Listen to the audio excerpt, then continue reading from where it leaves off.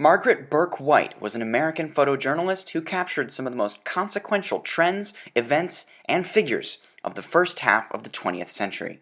She was born in the Bronx in New York in 1904. She originally attended Columbia University in New York City, but her father's death complicated things financially.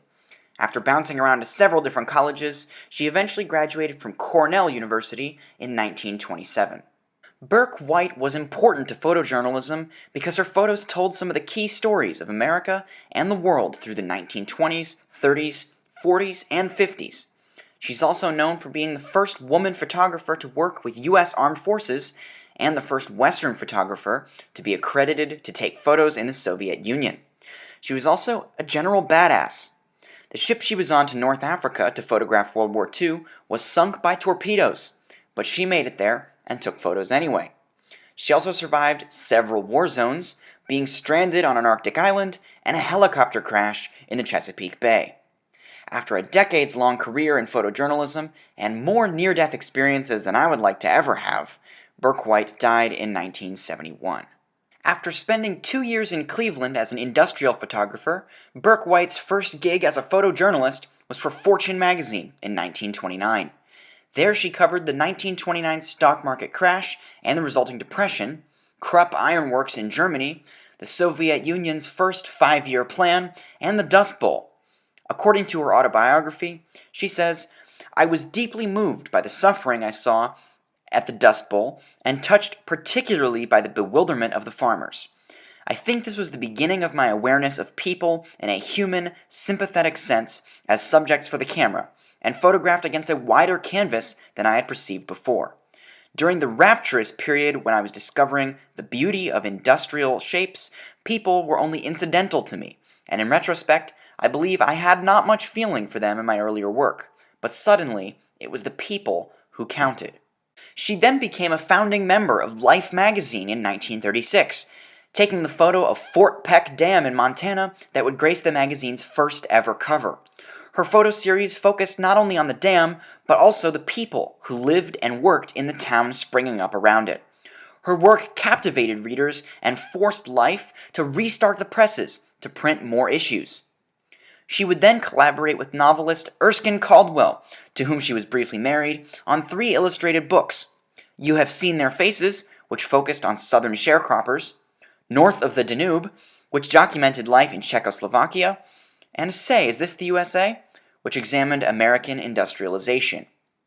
In 1941, she would begin to cover World War II for Life magazine.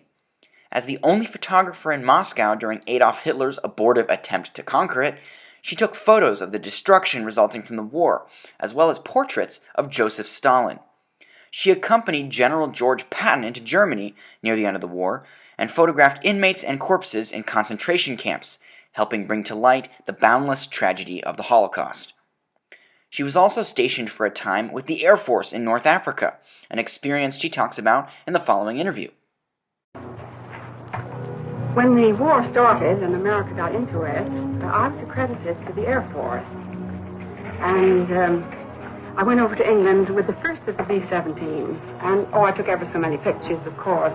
I took the crews and I took pilots and B-17s, but finally I decided that taking these subjects on the ground wasn't enough. I would really have to go on a bombing mission. And I couldn't seem to get the brass to say yes, and I kept on pleading with them because I felt that I had to go on at least one combat mission, that was the very heart of the Air Force story. When we reached North Africa, General Doolittle said, "Maggie, do you still want to go on a bombing mission?" And I said, "Oh, you know I do, but I don't want to make a pest of myself, begging you people all the time." He said, "Well, you've been torpedoed, you might as well go through everything." After World War II, Bourke-White interviewed and photographed Mohandas Gandhi shortly before his assassination, and took this iconic photo of the Indian leader. She also photographed the mass migration that occurred on the Indian subcontinent when the region was divided into Hindu India and Muslim Pakistan. Bourke-White then traveled with South Korean forces during the Korean War before contracting Parkinson's disease in 1952, which gradually worsened and eventually led to her retirement. She wrote an autobiography, Portrait of Myself, in 1963. Bourke-White had a knack for being in the right place at the right time. And as her career went on, she found ways to focus on the all-important human elements in her stories. Her impact on photojournalism and her photography's impact on the world cannot be understated.